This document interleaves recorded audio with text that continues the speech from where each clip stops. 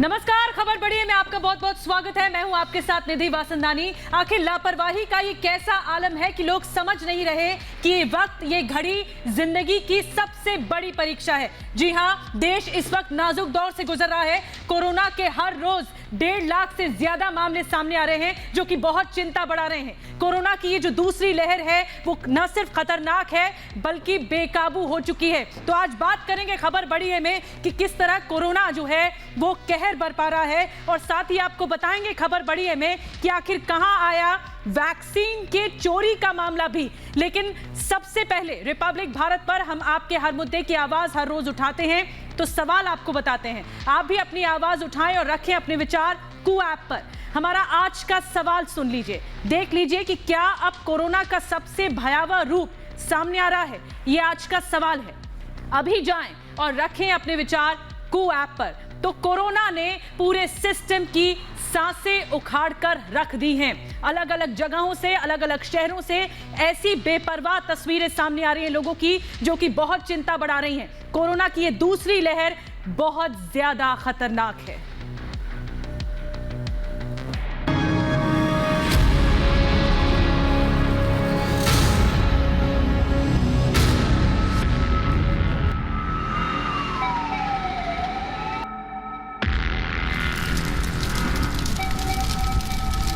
देश में कोरोना की बेकाबू रफ्तार से लोग दहशत में हैं। हर दिन 1.5 लाख से ज्यादा केसेस, 1000 के करीब मौतें साफ दिखाता है कि कोरोना किस तरह हमारी जिंदगी को जहन्नुम बना रहा है।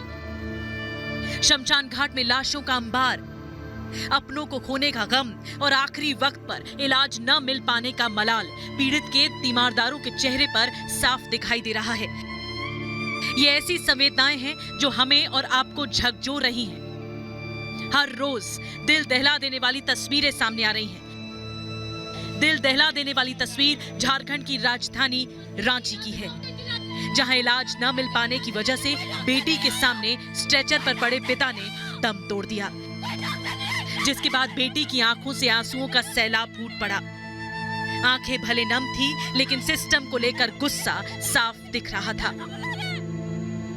डॉक्टर डॉक्टर चिल्लाते रह गए, कोई डॉक्टर नहीं आया, कोई डॉक्टर नहीं आया, कोई डॉक्टर नहीं आया। क्या बड़ा मंदिर का इंटरव्यू लेने के लिए बैठे हैं। कब से इंतजार कर रहा था?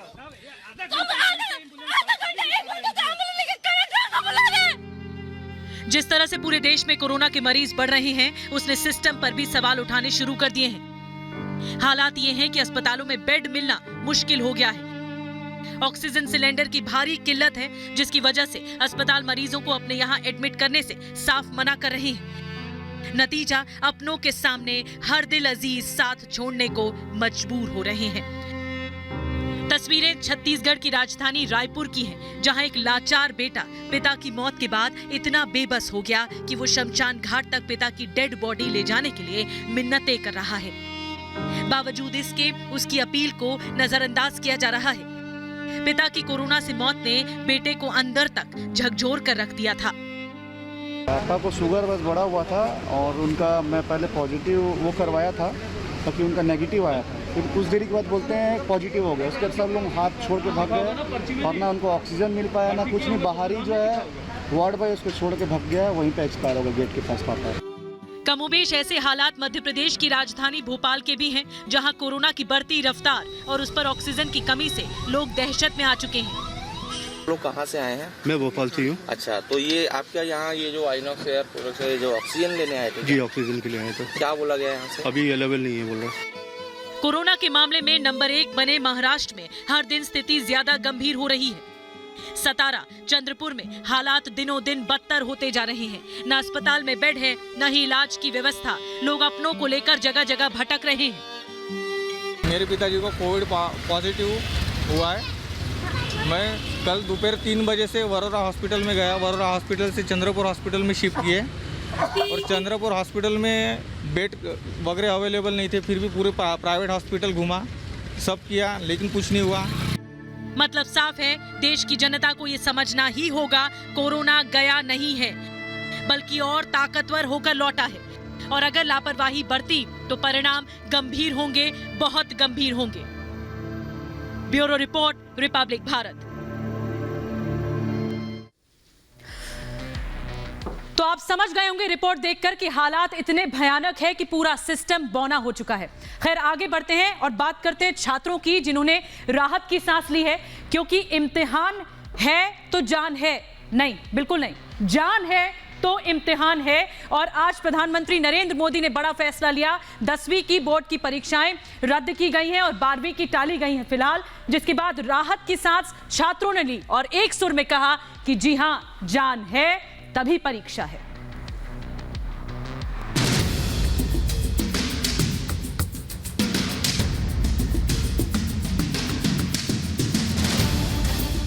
कोरोना महामारी के बढ़ते मामलों की वजह से सीबीएसई की परीक्षाओं को लेकर प्रधानमंत्री मोदी ने बड़ा फैसला लिया।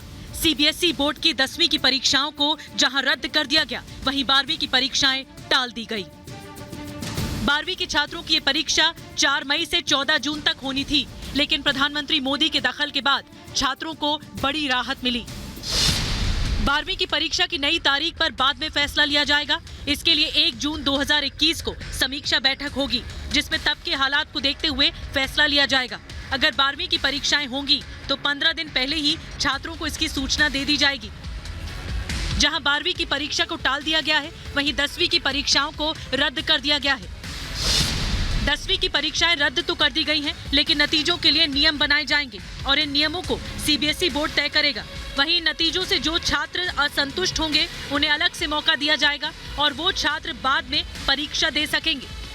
हालांकि अधिकारियों की ओर से 10वीं और 12वीं दोनों की परीक्षाओं को टालने का प्रस्ताव दिया गया था, लेकिन प्रधानमंत्री मोदी ने कहा कि बच्चों को पहले ही कोविड से काफी नुकसान हुआ है। ऐसे में 10वीं की परीक्षा को पूरी तरह से रद्द कर दिया जाए, जबकि 12वीं की परीक्षाओं को टाला जाए। केंद्रीय शिक्षा मंत्री रमेश पोखरियाल निशंक ने कहा है कि ये फैसला छात्रों की सुरक्षा को ध्यान में रखकर लिया गया है। 12वीं की जो छात्र हैं, इसको अभी स्थगित किया है। 31 मई तक इस परीक्षा को उनका स्थगित किया है। हाई स्कूल है, इसकी परीक्षाओं को वर्तमान में होने वाली परीक्षाओं को इसको निरस्त कर दिया है। अब इनको पदोन्नत करेंगे, प्रमोट करेंगे। दिल्ली के मुख्यमंत्री अरविंद केजरीवाल, कांग्रेस महासचिव प्रियंका गांधी वाड्रा ने इस फैसले पर खुशी जाहिर की है। केजरीवाल ने कहा कि इससे लाखों छात्रों को राहत मिलेगी। वहीं केंद्र सरकार के फैसले पर दिल्ली के डिप्टी सीएम और शिक्षा मंत्री मनीष सिसोदिया ने कहा कि सरकार को दोनों ही परीक्षाओं को रद्द कर देना चाहिए था, लेकिन अभी जो फैसला लिया गया है वो मौजूदा हालात के हिसाब से बिल्कुल ठीक है। मैं इस फैसले को बच्चे के हित में देखता हूं। बच्चों को इससे राहत मिलेगी। मुझे भी खुशी है, एक पेरेंट के रूप में भी और एक शिक्षा मंत्री के रूप में भी इस बात की खुशी है। टफ टाइम है, इस टफ टाइम में 12वीं के बच्चों के लिए भी हम उसी तरह का निर्णय ले सकते थे जैसा हमने 10वीं के बच्चों के लिए लिया, पर फिर भी देश के 30 लाख बच्चों के लिए ये फैसला अच्छा लिया गया। ऐसा इसीलिए क्योंकि कोरोना की दूसरी लहर बच्चों पर ज्यादा हावी हो रही है।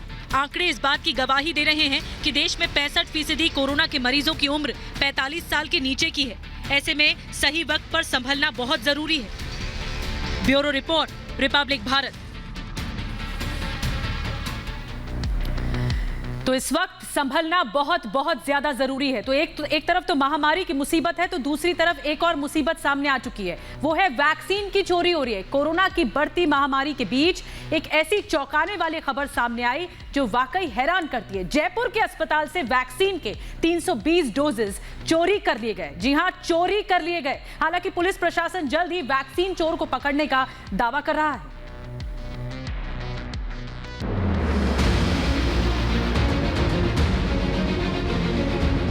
ऐसा लग रहा है देश में आफत भी थोक में सामने आ रही है। एक तो बढ़ती महामारी जिंदगियां लील रही है, फिर ऊपर से वैक्सीन की कमी का डर लोगों की हर पल सांसें थाम रहा है और अब नई मुसीबत दरवाजे पर है और वो है वैक्सीन की चोरी। कोरोना महामारी के बीच राजस्थान के जयपुर से चौंकाने वाला मामला सामने आया। वैक्सीन की जो डोज 160 लोगों की जिंदगियां बचा सकती थी, उन पर किसी ने हाथ साफ कर दिया। जयपुर के अस्पताल प्रशासन में हड़कंप मचा हुआ है। अस्पताल प्रशासन की सबसे बड़ी चूक सामने आई है। आखिर वैक्सीन की 320 डोज किसने चोरी की और क्यों? हालांकि अगर वैक्सीन को चोरी करने वाले लोग इसे ब्लैक मार्केट में बेचते हैं तो भी उन्हें या फिर ज्यादा पैसे देकर टीके लगवाने वालों को कोई खास फायदा नहीं होगा, क्योंकि हर व्यक्ति को अभी वैक्सीन के 2 डोज लगते हैं, तब जाकर वैक्सीन रूटीन पूरा होता है। दरअसल पहला डोज लेने के बाद 28 दिन बाद दूसरा डोज दिया जाता है। इस दौरान वैक्सीन के रखरखाव को लेकर एक प्रोटोकॉल का पालन किया जाता है, जिसमें तापमान मेंटेन करने की प्रक्रिया भी शामिल होती है। लेकिन ऐसा अस्पताल से चोरी की गई वैक्सीन के साथ संभव नहीं होगा और तापमान मेंटेन नहीं होने की वजह से वैक्सीन की 320 डोज के खराब होने का खतरा है। अगर चोर इन वैक्सीन को ब्लैक मार्केट में बेचने में कामयाब हो गया, तब जो शख्स इस वैक्सीन को लगवाएगा तो सरकारी प्रक्रिया की तरह उसकी जानकारी को रिकॉर्ड के तौर पर सहेजा नहीं जा सकेगा। मतलब सरकारी एजेंसियों को उस शख्स के बारे में कोई जानकारी नहीं होगी, जबकि रजिस्टर्ड सेंटरों के माध्यम से ही ऐसा करने पर सरकारी एजेंसियों को वैक्सीन लगवाने वालों के बारे में पूरी जानकारी होती है। इसके अलावा अगर 320 लोगों को एक ही डोज लगती है तो उनकी दूसरी डोज नहीं लग पाएगी, क्योंकि कोई संस्था, निजी अस्पताल या फिर सरकारी एजेंसियां अलग से दूसरी डोज नहीं लगाएंगी, जिसकी वजह से उस शख्स का वैक्सीन रूटीन पूरा नहीं हो पाएगा। Bureau report, Republic Bharat. खबर बढ़ी कि शुरुआत में हमने आपको एक तस्वीर दिखाई थी कि किस तरह लोग गुस्से में हैं कि इलाज नहीं मिल पा रहा है और सिस्टम पर लगातार ब्लेम कर रहे हैं। लेकिन लोगों की गलती इस तरह सामने आई कि लोग बेपरवाह हो रहे हैं। लापरवाही इस कदर सामने आ रही है, न मास्क पहन रहे हैं, न 2 गज की दूरी का ख्याल रख रहे हैं। अगर आप बाजार में चले जाइए तो ऐसा लग रहा है मेला लगा हुआ है। लोगों की ये लापरवाही, लोगों की ये बड़ी लापरवाही न्योता दे रही है कोरोना के बढ़ते मामलों को लेकर। अलग अलग जगह से ग्राउंड रिपोर्ट देखिए।